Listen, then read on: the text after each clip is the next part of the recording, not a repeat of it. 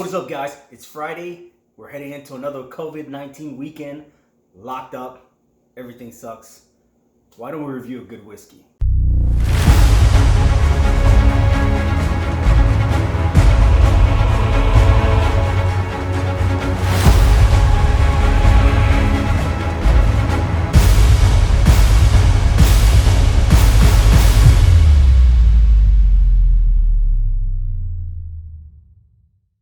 Alright guys, welcome back.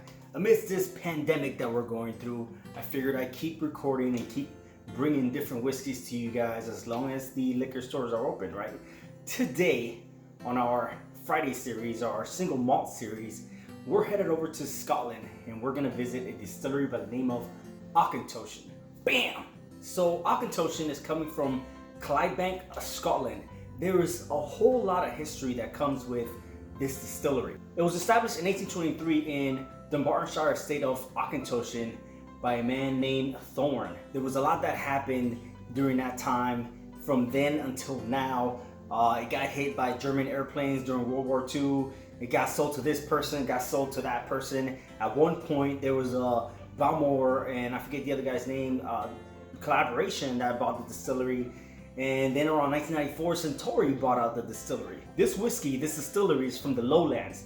So here in Bottled and Bond, this is my first review of a whiskey coming from the Lowlands part of Scotland. If you remember when we broke down the different parts and different areas of Scotland. This is the Auchentoshan triple wood version of their whiskey. It is triple distilled and triple casks. So the first portion of the aging is in ex-bourbon casks, American oak charred casks, and then they transfer it to Spanish Oloroso sherry casks, and then they end it with Pedro Jimenez sherry casks. It launched in 2002. I've had my eye on Auchentoshan Triple Wood for quite some time now after seeing their first bottle and getting a few people to tell me, hey, it's a pretty good whiskey. I said, you know what, why not jump straight to the Triple Wood, see what it's all about, review it here on Bottled and Bond.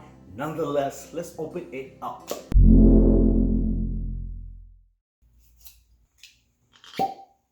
Very woody. That's the first thing I pick up. Very little smoke, but very, very woody. That's a pretty dark brown color. Oh, so to the nose, I'm going back to that woody. You do pick up the sherry. It's like a dark sherry flavor with some sweet notes, maybe some dark brown sugar, some molasses, and very woody. Oh man, it's woody and sherry to the point that it's almost herbal and medicinal as well. I've never smelled anything like this before. It almost reminds me as if this is how woody it is. It reminds me as if you were to get a wooden plank, soak it in some type of ethanol, right? Ethanol. And then you also soak it with some maraschino cherries, just the liquid. But then you let it age and you let it sit there in the sun. And then you go to sniff it. It's that woody, ethanol, smoky, cherry-like notes. I don't know how long this was aged in the bourbon casks for, but I will tell you this, I am getting that charred, woody note from it. But still, I will say a little medicinal and earthy as well. Kind of dusty, grassy notes.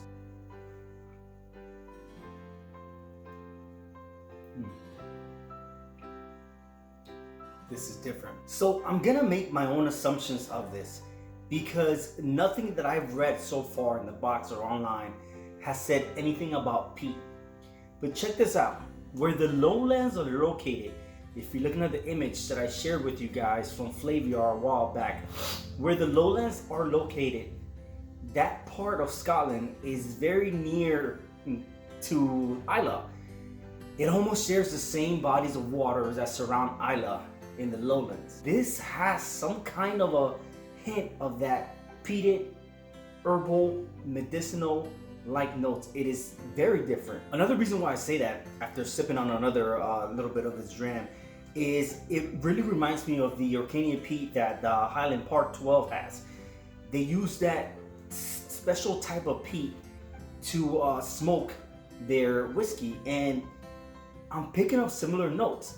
It's that cigar-like medicinal notes, but nowhere have I seen that it's peated. So I can't confirm. If you guys know, let me know in the comments below. When it comes to the fruit that I'm picking up on this, it's molasses, almost like a candy covered prune or grape, something. Everything that's coming out of this whiskey, as far as the notes and the flavors go, smells like it's very woody and aged. It went from cask to cask, aging and maturing and giving it those robust, dark, very dark flavors.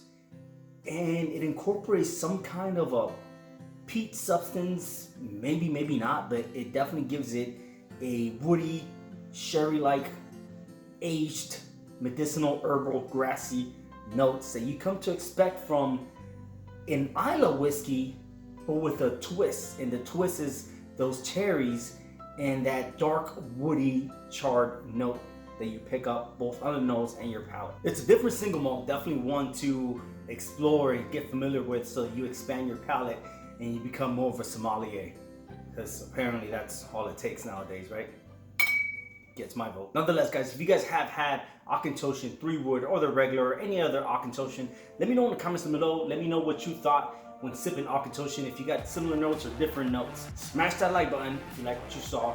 Share, like, let me know what bottle I should be reviewing next here on Bottled and Bond. I'm Ozzy. This is Auchentoshan from the Auchentoshan Distillery in Clydebanks, Scotland. And this is Bottled and Bond. Cheers.